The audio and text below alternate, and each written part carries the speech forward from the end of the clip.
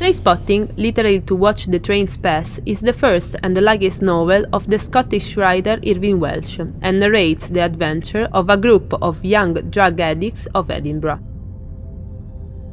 Irvine Welsh was born in 1961 in Leith, Edinburgh. Son of a waitress and a merchant, he abandoned school very early and does several jobs before he begins to write. In the 70s, he moves to London, where he joins the punk movement and begins to be a drug addict. Once he is clean, he writes Trainspotting just for himself. He uses the Scottish slang, trying to describe the excitement that feels a drug addict before going into a party or a rave. It will be a few months later that a friend of Welsh will read the book and will submit it at the magazine Rebel Inc. At the beginning, only few chapters will be published on the magazine. The director of the magazine will become a great friend of Irvine Welsh and will publish an interview with him when they are both under the effect of MDMA drug. Welsh lived most of his life in Dublin because there writers do not pay taxes. And he passes the winter in Miami, and he will live also in London and Amsterdam. Moreover, he teaches creative writing in Chicago.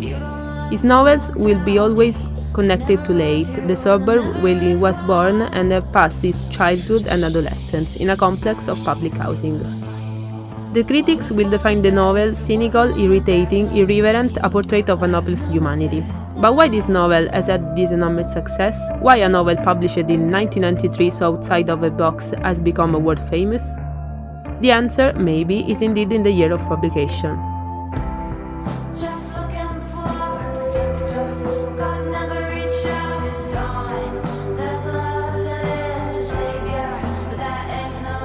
In the post-Thatcher era, Welsh want to represent the revolution, the rebellion, and the will of people to alienate themselves from the system. Through his characters, he shows us the choice of living in an intentionally demoted space without any decency.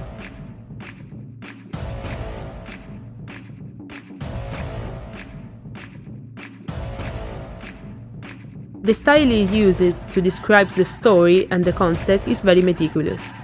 We can define it a desperate realism, which reminds us of the description technique of Balzac and Zola, although the transgression of his stories reminds us of the tradition of the transgressive fiction started by Louis Ferdinand Céline and Andy Miller. The film adaptation, directed by Danny Boyle in 1996, will confirm the notoriety of the novel. In fact, through the strong images and the overwhelming soundtrack, from Lou Reed to Iggy Pop, from the underworld to the blur, represents at best the character masterfully described in the novel. The story is about a group of drug addicts of Leith who have chosen to refuse the society's dogmas, staying at the edges, taking shelter into drugs and various addictions like violence and sex. Mark Renton has chosen an honest and sincere drug addiction in order not to worry about job, social and love relationships. He has some friends, or better, some guys with drink beer, talk about nothing at all and take heroin. Sick Boy, all blonde hair and provocation, Bagby, a violent alcoholic, Tommy, who tried to keep himself out of the heroin club, and Spud, maybe the only one he can trust. A common goal of the book and the movie is to represent the subculture of the suburbs, showing the will of not choosing the boring and respectable life. The reader and also the spectator are surrounded by obscene, disgusting, violent scenes, but it's almost impossible to look at the characters without feeling empathy and compassion for them. The reader and the spectator can relate with Renton, Sick Boy, Bagby, Spud and Tommy because they are realistic. The novel is divided in 7 parts. The first 6 are composed by chapters, and each one of them is narrated by a different character. In fact, it seems more like a collection of short stories. Each character has a different style. We can easily recognize the talks of Spud, full of commas and expressions like, you know, just saying, from those of Bagby, nervous and full of swear words. Sick Boy instead uses the third person to describe himself and praise his quality.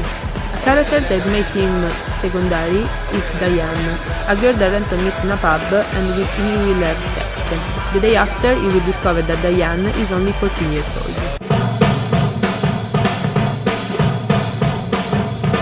Choose life, choose a job, choose Choose a career. Choose a family. Choose a fucking big television. Choose washing machines, cars, compact disc players and electrical tin openers.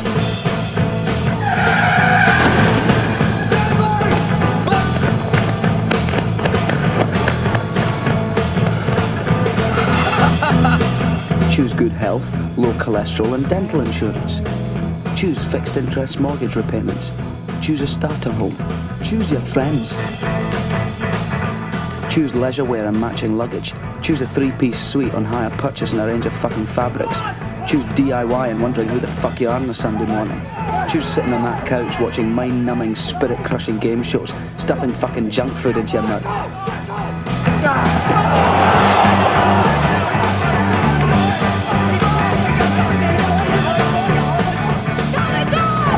Choose rotting away at the end of it all, pissing your last in a miserable home, nothing more than an embarrassment to the selfish, fucked up brats that you've spawned to replace yourselves.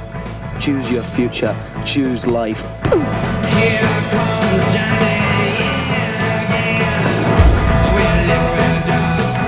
But why would I want to do a thing like that?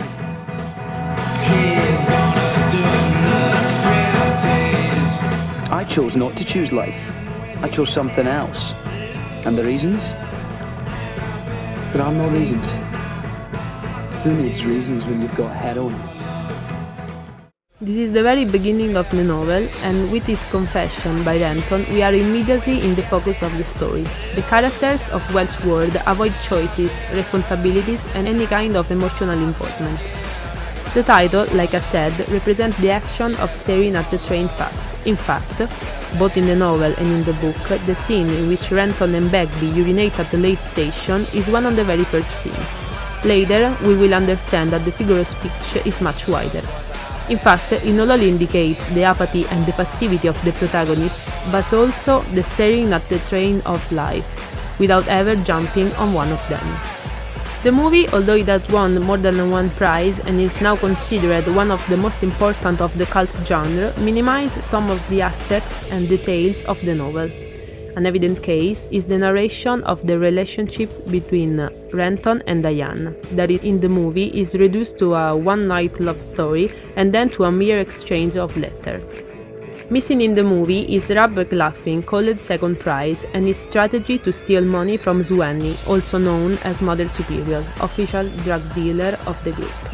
However, is undeniable the astonishing performance of, at the time debuting, Ewan McGregor, and the masterful direction of Danny Boyle, that show us a portrait of degrading life in the Scottish suburb, but at the same time allow us to know the positive aspects of these borderline characters. This novel has left a deep mark in me because, in spite of the strong language and the rough and detailed description of drugs and their respective collateral effects, I read it all at once. I think that, in comparison with the movie, the novel is certainly better. It is compelling and destabilizing at the same time.